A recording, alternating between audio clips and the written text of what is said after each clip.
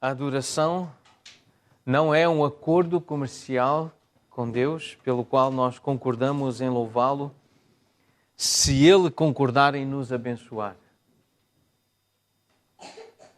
O nosso objetivo principal ao adorar a Deus é agradá-lo, glorificá-lo. Contudo, um dos resultados, um dos subprodutos espirituais da verdadeira adoração é que nós nos tornamos cada vez mais parecidos com Cristo. Como nós lemos em 2 Coríntios, no capítulo 3, versículo 18, com o rosto desvendado, contemplando a glória do Senhor, à medida que nós vamos olhando para o Senhor, percebendo a sua glória, recebendo o testemunho da sua glória, nós somos transformados.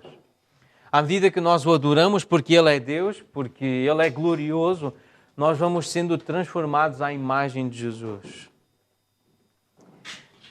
Nós lemos em Êxodo 34 que Moisés não sabia que o seu rosto estava a brilhar depois dele ter esse tempo com Deus. Deus esteve com Moisés, falou com Moisés, e Moisés não sabia que a pele do seu rosto estava resplandecente. E nós nem sempre reconhecemos a transformação que o Senhor faz nos nossos corações, nas nossas vidas, porque passamos tempo com Ele, porque o adoramos.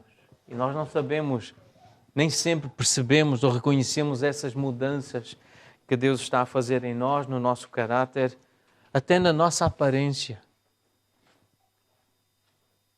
No entanto, a transformação, ela existe, ela está lá, e as outras pessoas veem-na, e algumas glorificam a Deus por isso.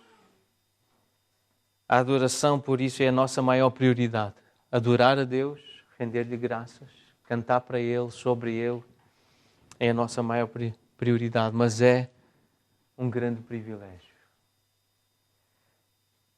E parte da adoração é ler a palavra dele, e ler com atenção e ouvir a sua voz à medida que nós vamos meditando e entendendo o que ele diz. Por isso eu convido os irmãos a abrirem em Deuteronômio 15, e vamos ler os primeiros 11 versículos agora.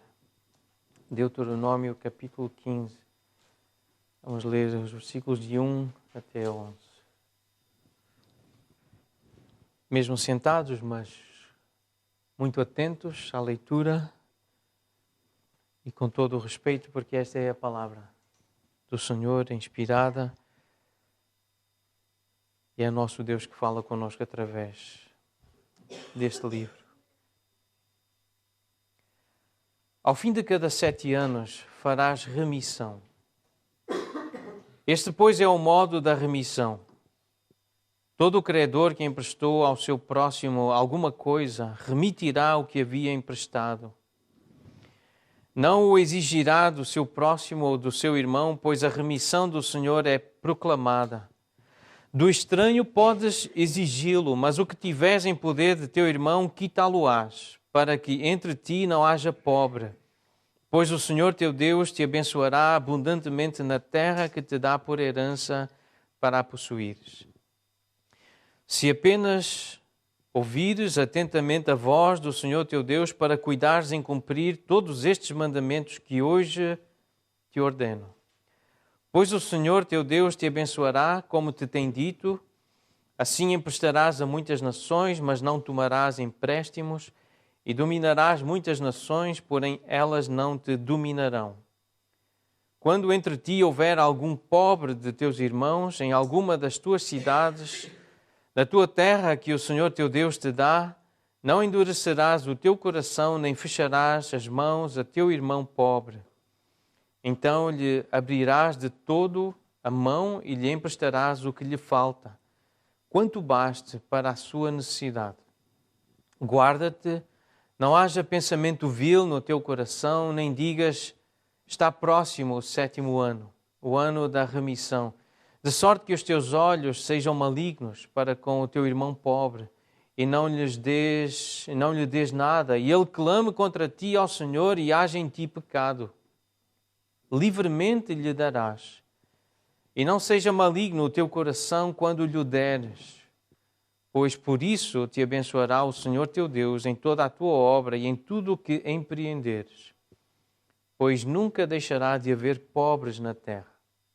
Por isso, eu te ordeno, livremente abrirás a mão para o teu irmão, para o necessitado, para o pobre na tua terra. Vamos orar? Senhor, nós estamos diante da tua palavra, nós ouvimos a leitura deste texto. Senhor, nós acreditamos que tu queres falar conosco nesta manhã por meio da tua palavra.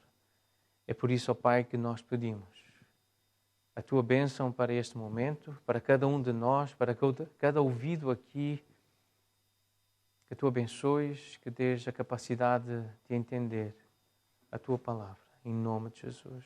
Amém.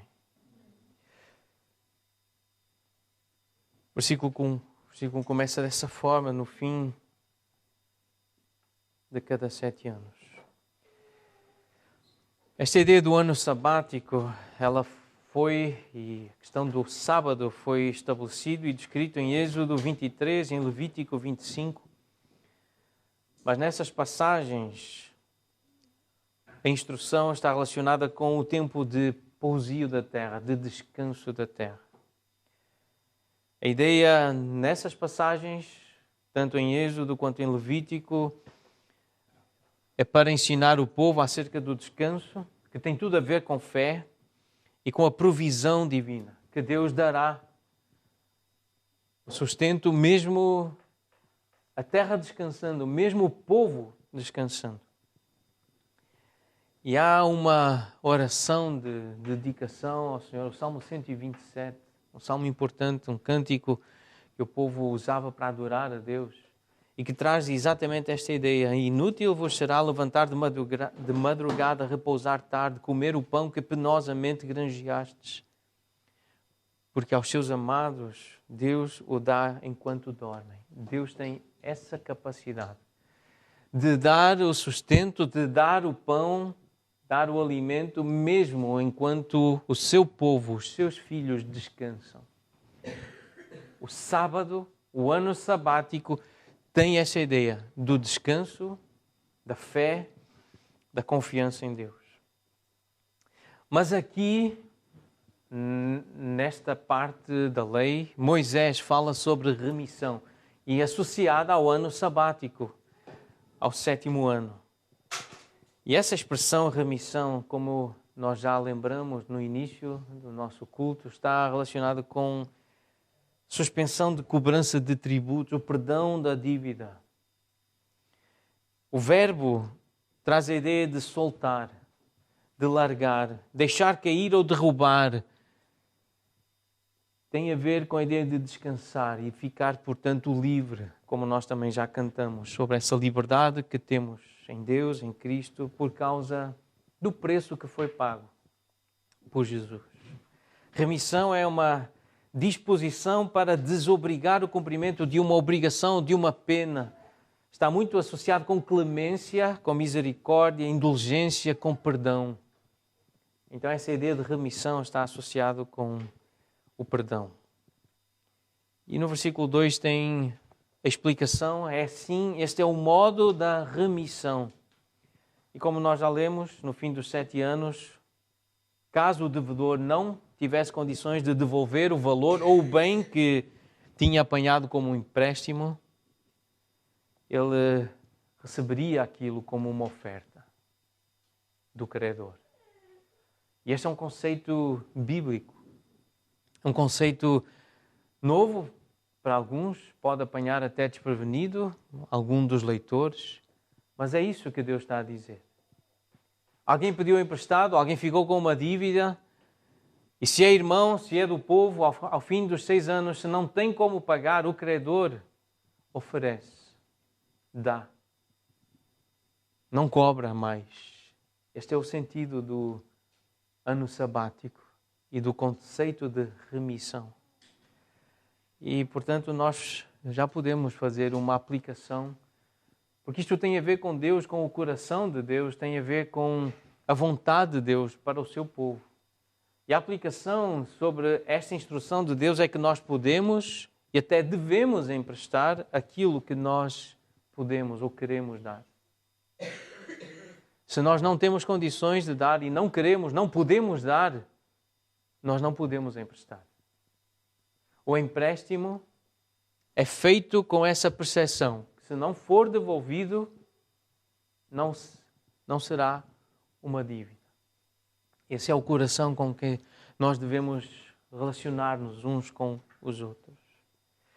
E há aqui, obviamente, uma distinção. O versículo 3 faz uma distinção entre o estranho e o irmão. Ser irmão não é a mesma coisa que ser estrangeiro ou estranho. Deus faz distinção. A Bíblia faz distinção. A palavra de Deus, a referência, o que é padrão para nós, o que é verdade, o que nos instrui, faz essa diferença entre irmão e estrangeiro, e que para nós é o incrédulo, aquele que não crê como nós cremos. E há uma intenção de Deus neste ensino. É que aquele que não é ainda irmão, que passa a ser filho de Deus. Porque há muitos benefícios, não apenas materiais, financeiros, mas principalmente espirituais. De ser filho, de ser irmão, de ser parte do povo, de não ser incrédulo. Porque quem crê, ouve e sabe que Deus não quer que haja entre o seu povo pobres. O versículo 4 diz, para que entre ti não haja pobre. Entre o povo de Deus, entre a família de Deus, não deve haver necessitados. E por pobreza, a palavra pobreza, ela significa falta do necessário à vida. Aquilo que é necessário para continuar vivo. Pobreza é sinónimo de escassez, de indigência, de penúria, de não ter o suficiente para continuar vivo. Isso é que é pobreza. Sabemos que é um conceito muitas vezes deturpado, mal entendido, mas pobreza é isso que significa. É alguém que não tem o suficiente para se manter vivo. E Deus não quer que haja pobres entre o seu povo. O versículo 4 diz, para que entre ti não haja pobre.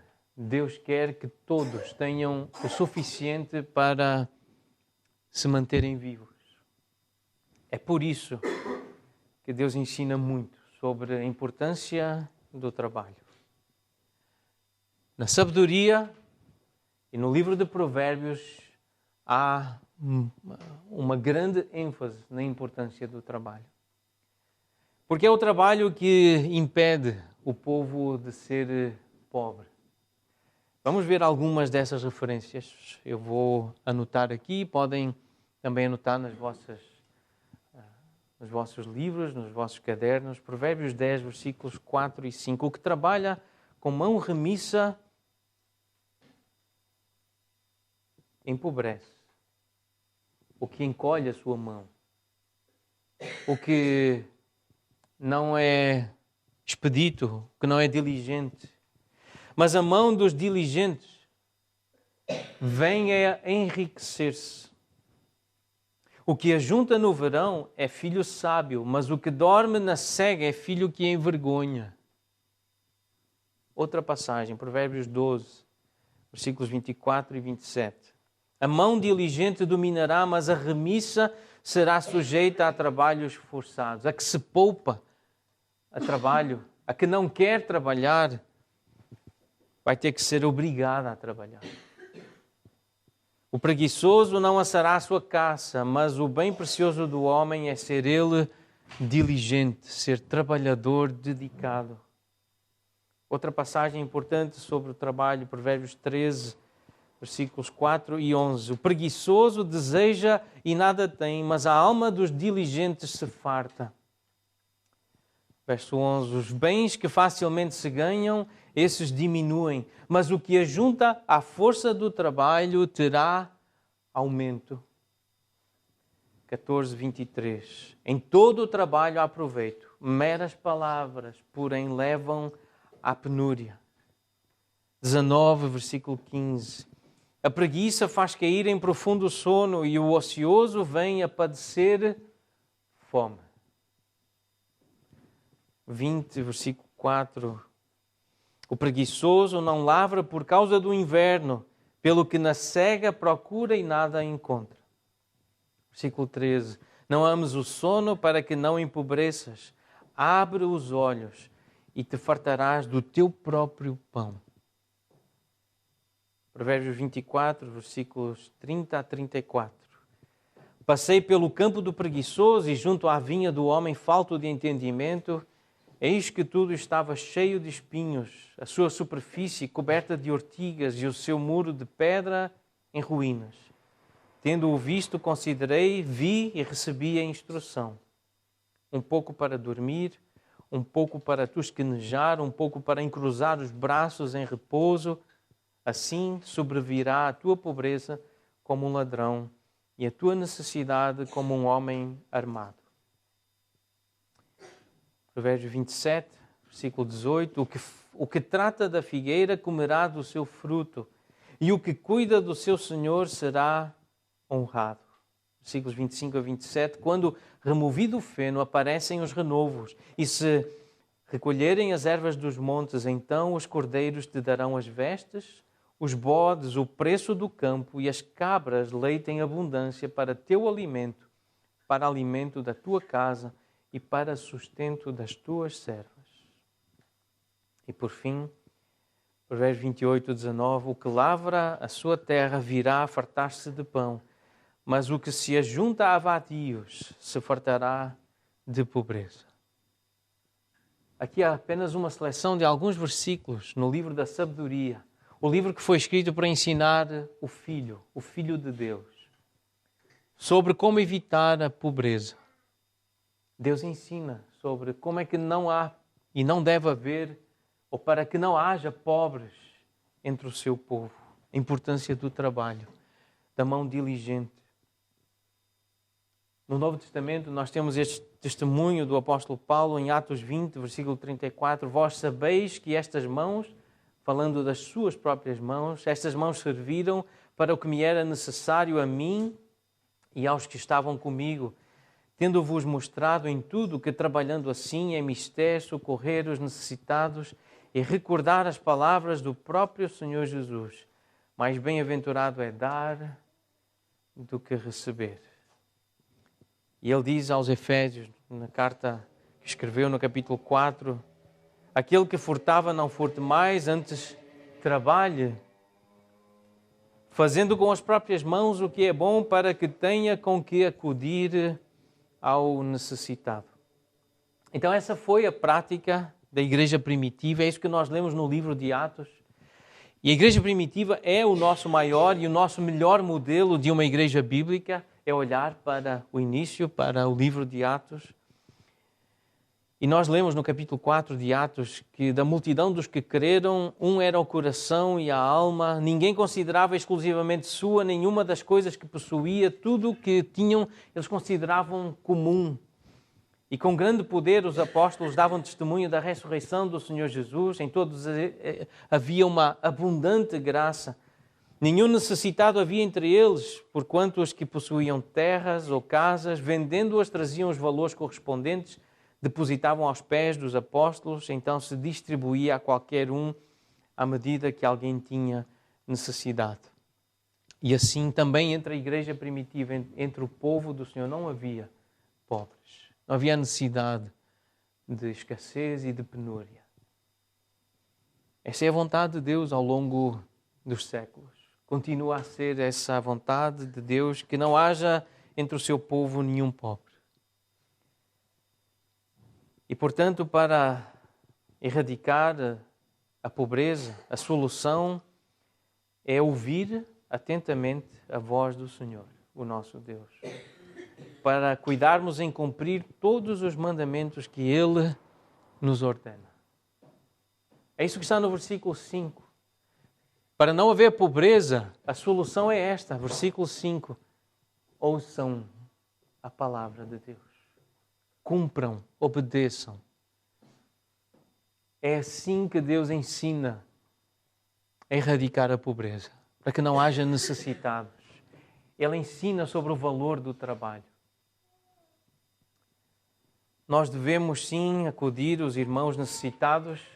A Bíblia diz, no versículo 11, o Senhor Jesus diz que sempre haverá pobres, nós já vamos ver essa referência, haverá e há irmãos necessitados e nós devemos acudi-los dando-lhes a roupa para se aquecerem, o pão para se alimentarem. Essa é a fé verdadeira, de acordo com o que diz Tiago, inspirado por Deus no capítulo 2 da sua carta.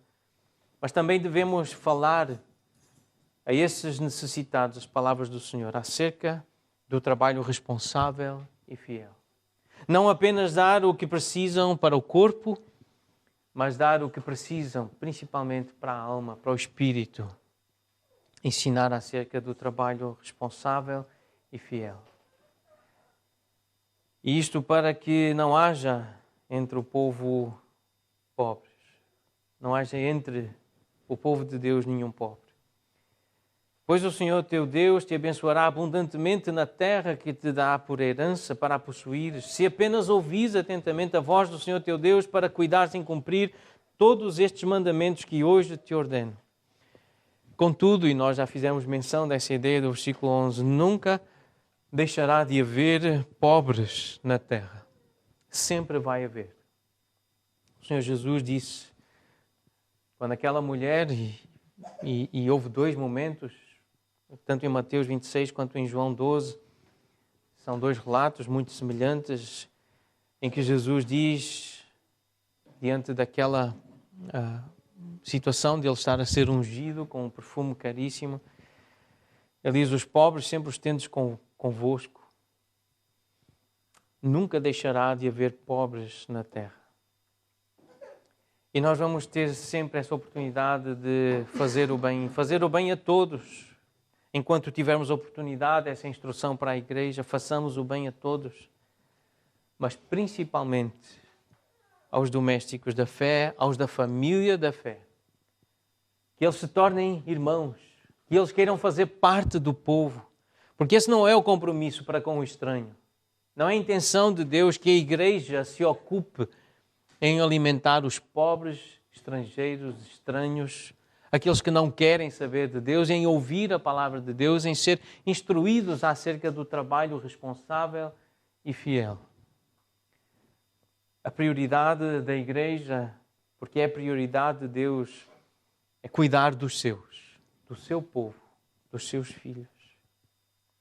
É verdade que, por meio do amor e do cuidado, até aos estranhos e aos estrangeiros, aos incrédulos e aos ímpios, que o Senhor Jesus ensina a amar e, por isso, a servir um prato de comida, um copo de água, em nome dele, nós podemos testemunhar da graça, da misericórdia, do amor, do favor de Deus. Mas a instrução do Senhor é clara. Eu te ordeno, livremente abrirás a mão para o teu irmão, versículo 11, a segunda parte, é para o teu irmão, para o necessitado, para o pobre na tua terra, aquele que quis e que quer ser povo contigo. E o maior exemplo que nós temos é o do Senhor Jesus, segundo aos Coríntios 8, 9. Conheceis a graça do nosso Senhor Jesus Cristo, que sendo rico, se fez pobre por amor de vós, para que pela sua pobreza vos tornasseis ricos. Porque a ideia da riqueza e da pobreza, aos olhos de Deus, a forma como Deus vê, não é a forma como nós vemos e como nós entendemos a riqueza aqui no mundo. Mateus 5, o Senhor Jesus ensina que bem-aventurados são os humildes de espírito, e essa palavra ela traduz a ideia de mendicância, de ser um mendigo. A palavra humilde aqui não é apenas alguém que é manso e que sabe o seu lugar e por isso aceita o ensino. Ela literalmente traduz a ideia de alguém que pede esmola, que está destituído de qualquer riqueza, de qualquer tipo de influência que possa exercer sobre outros. Não está em posição de honra nem de influência. É um pobre, é um necessitado em todos os sentidos. É destituído da riqueza, do aprendizado e da cultura intelectual que as escolas proporcionam. E aqui entendendo então esta bem-aventurança, estas pessoas desta classe que não foram para as melhores escolas que preparam intelectualmente as suas mentes, os seus alunos, elas prontamente se entregam ao ensino de Cristo e mostram-se prontos para apropriar-se do tesouro celeste. É por isso que eles são bem-aventurados. Porque sabem que não têm recursos humanos, não têm recursos físicos, terrenos, para comprar ou para adquirir a salvação. Ela não está à venda, ela foi oferecida gratuitamente pelo Senhor. E alguém que tem esta humildade e esta pobreza de espírito, sabe que é um mendigo espiritual e que precisa da graça de Deus, essa pessoa é rica. E essa pessoa pode mostrar que entendeu o Evangelho. Não depende de si, não depende dos seus méritos, dos seus sacrifícios, dos seus esforços para ser salvo. Confia no amor de Jesus, confia na sua graça e apenas na graça de Jesus e apenas em Jesus para ser salvo. Esta ideia é repetida por Tiago no capítulo 2, versículo 5. Deus escolheu os que para o mundo são pobres para serem ricos em fé e herdeiros do reino que Ele prometeu aos que o amam. Então, entre o povo de Deus não há pobres, se nós entendemos o Evangelho. Mesmo não tendo tudo o que nós achamos que precisamos na terra, se entendermos a graça de Deus, o amor de Deus, nós somos ricos, nós temos a maior riqueza, nós temos a vida eterna. E esta é a mensagem da Bíblia. Ser filho de Deus, ser irmão dos seus outros filhos, estar na família de Deus é a maior riqueza que alguém pode ter. Porque Deus vai cuidar, inclusive das necessidades físicas, da questão da comida, do abrigo. Deus vai cuidar. Deus ensina, Deus instrui o seu povo a darem o alimento, a darem o abrigo aos necessitados, aos que ficaram necessitados por alguma calamidade que lhes aconteceu, mas vai ensinar os necessitados a serem trabalhadores, responsáveis e fiéis, para que tenham eles próprios condições de comprar o seu próprio pão e de acudir aos outros, pobres que sempre existirão na terra. Versículo 12 até 18. Vamos continuar a leitura aqui do capítulo. Quando um dos teus irmãos, hebreu ou hebreia, te for vendido, normalmente por causa de uma dívida, de uma calamidade que lhe aconteceu, 6 anos servir-te-á, mas no 7º o despedirás forro. E quando de ti o despedires forro, isto é, livre, não o deixarás ir vazio. Liberalmente lhe fornecerás do teu rebanho, da tua eira e do teu lagar. Daquilo com que o Senhor teu Deus te houver abençoado, lhe darás. Lembrar-te-ás de que foste servo na terra do Egito e de que o Senhor teu Deus te remiu. Pelo que hoje isso te ordeno. Se porém ele te disser, não sairei de ti, porquanto te ama a ti e à tua casa, por estar bem contigo, então tomarás uma sovela e lhe furarás a orelha na porta e será para sempre teu servo e também assim farás à tua serva. Não pareça aos teus olhos duro despedi-lo forro, pois 6 anos te serviu por metade do salário do jornaleiro. Assim, o Senhor teu Deus te abençoará em tudo o que fizeres. Portanto, quando algum dos teus irmãos, diz o versículo 12, te for vendido, e o motivo dessa venda então poderia ser a falta de algum pagamento, ele estava em dívida, poderia ser um período de servidão, de serviço, de trabalho para substituir esse valor, esse bem, esse pagamento. Então o escravo hebreu, ele servia o seu senhor durante 6 anos após a venda, tendo a sua liberdade decretada no 7º ano. E quando um escravo, versículo 13 e 14 diz isso, quando um escravo terminava o seu tempo de serviço, o seu antigo proprietário devia fazer uma ampla provisão, devia dar-lhe tudo o que ele precisasse para que ele não tivesse necessidade de recomeçar num estado de miséria, de novo de mendicância, de pedir o básico para sobreviver. É isso que o versículo 13 e 14 dá-lhe com abundância o que ele precisa para recomeçar a vida. E a lógica está aqui no versículo 15. Lembra-te de que foste servo na terra do Egito e de que o Senhor teu Deus te remiu. E a memória está sobre aquilo que Êxodo diz no capítulo 11 e no capítulo 12. Quando os judeus saíram do Egito, eles receberam presentes bem caros, objetos de prata, de ouro e roupas. Eles não saíram de lá miseráveis. Saíram de lá com uma farta provisão, uma abundante provisão. Eles trouxeram bens. E aqui o Senhor lembra-te que quando saíste, quando eu te remi, quando eu te libertei, tu saíste com provisão. Fui eu que te dei. Através dos egípcios, sim, mas fui eu que dei. E é assim que eu quero que tu trates aqueles que precisam passar por esse processo humilhante de serem servos, de serem escravos. Permite-lhes recomeçar de novo, e isto lembra-nos do que é o Evangelho.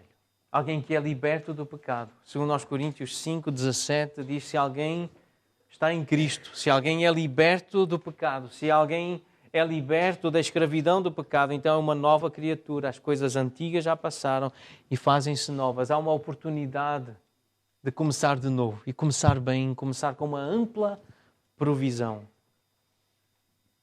que Cristo dá por meio do seu povo, da igreja.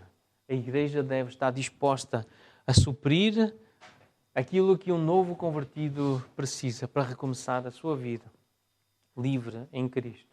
Não em mendicância, não em miséria, não em humilhação, mas poder começar com dignidade. Romanos 6, versículo 4, lemos assim: fomos sepultados com Ele na morte pelo batismo, para que, como Cristo foi ressuscitado dentre os mortos pela glória do Pai, assim também andemos nós em novidade de vida. É uma oportunidade de começar algo novo. Se alguém está em Cristo, entendeu o Evangelho, começa algo novo. Versículo 22. Agora, libertados do pecado, transformados em servos de Deus, tendes o vosso fruto para a santificação e, por fim, a vida eterna. Porque o salário do pecado é a morte, mas o dom gratuito de Deus é a vida eterna em Cristo Jesus, nosso Senhor. Esta é a perspectiva que alguém que está em Cristo deve ter. Essa alegria, essa gratidão, essa liberdade. Já não é escravo do pecado, não é escravo da preguiça, não é escravo da incompetência. Agora tem poder, tem capacidade de aprender com Deus e com o seu povo a trabalhar com as próprias mãos, a ser útil, a servir, a honrar a Deus com a sua vida. E a grande recompensa é a salvação, é a vida eterna. Não apenas os bens materiais, eles fazem parte, obviamente, e Deus quer que nós cuidemos uns dos outros e que cuidemos daqueles que estão a chegar verdadeiramente a Cristo e ao Evangelho. Mas alguns podem dizer assim: não sairei de ti. Alguns chegam a Cristo, alguns chegam ao Evangelho, alguns recebem a libertação e dizem ao Senhor: eu não sairei de ti. Porque ama o Senhor, porque ama a casa do Senhor. E diz: eu estou bem contigo. Existe algo bem especial aqui. O texto paralelo, e podemos abrir, convido a abrir, eu não tenho aqui a passagem anotada, mas podem abrir em Êxodo 21. Há um texto paralelo muito bonito a este, em Êxodo capítulo 21, versículos de 1 a 6.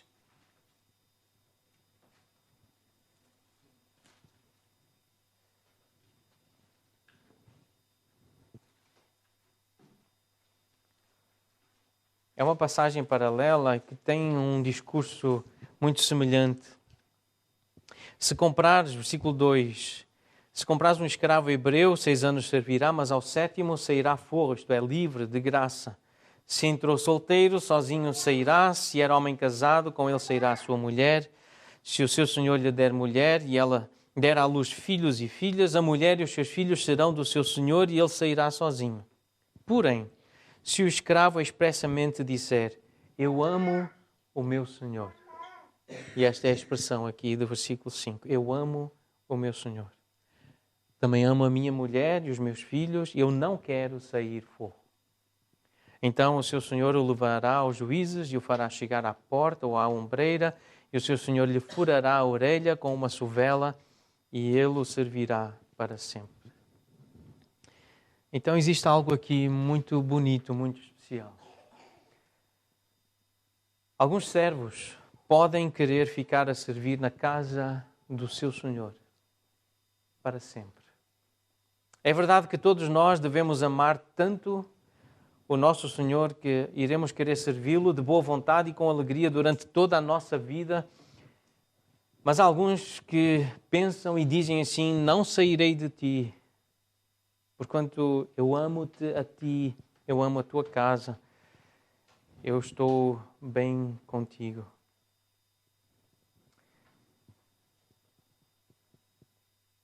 Em 1 Coríntios 7, tem a lógica neotestamentária para este princípio, esta ideia que nós vemos aqui ilustrada no livro de Deuteronômio e também em Êxodo.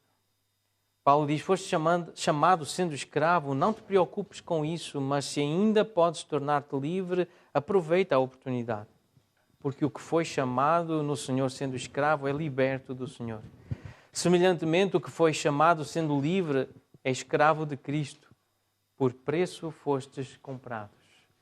Versículo 32. O que realmente eu quero é que estejais livres de preocupações. Quem não é casado, cuida das coisas do Senhor, de como agradar ao Senhor. Versículo 35. Digo isto em favor dos vossos próprios interesses. Não que eu queira ou que eu pretenda enredar-vos, mas somente para o que é decoroso e vos facilite o consagrar-vos desimpedidamente ao Senhor. Isto mostra que algumas pessoas podem não querer assumir outros compromissos com outras pessoas. Querem ter um compromisso apenas com o Senhor e com a sua casa. Alguns podem não querer casar para poder servir o Senhor com mais liberdade, sem qualquer impedimento, sem qualquer outra responsabilidade. É verdade que há diferentes dons e Deus capacita, Deus dá a graça para que esses, mesmo tendo essa oportunidade ou a liberdade para casar e assumir outros compromissos e de certa forma ficar preso a outros relacionamentos, Deus dá dons e dá a graça para que alguns também tenham esta ideia. Não, eu quero-te a ti, eu quero servir-te a ti e à tua casa. Eu quero viver para ti. Algo bonito que nós vemos aqui, que espero que aconteça conosco. Primeiro, que todos nós possamos dizer, Deus, eu estou bem contigo, mesmo casado. Eu não vou deixar a minha esposa, não vou deixar os meus filhos. Eu sei que eu vou dividir a minha atenção, mas eu estou bem contigo. Eu estou feliz e grato por tudo que tu me deste, pela provisão, por cuidares de mim, por me ensinares acerca do trabalho sério, honesto, responsável. Eu estou bem contigo. Mas temos aqui uma ilustração e é como que um parênteses aqui que eu gostaria de fazer. Mas esta ideia de furar a orelha no versículo 17 faz-nos lembrar de um texto que está em Salmos. O Salmo 40, versículo 6.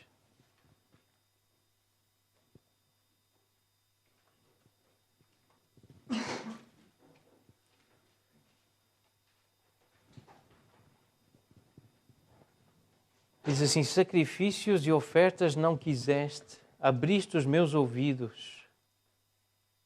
Holocaustos e ofertas pelo pecado não requeres.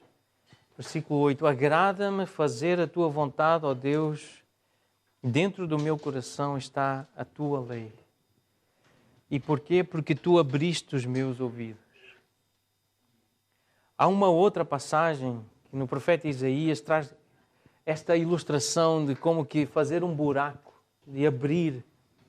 Isaías 50, versículo 4 e 5. O Senhor Deus desperta-me todas as manhãs. Isaías 50, versículo 4. Desperta-me o ouvido para que eu ouça como os eruditos.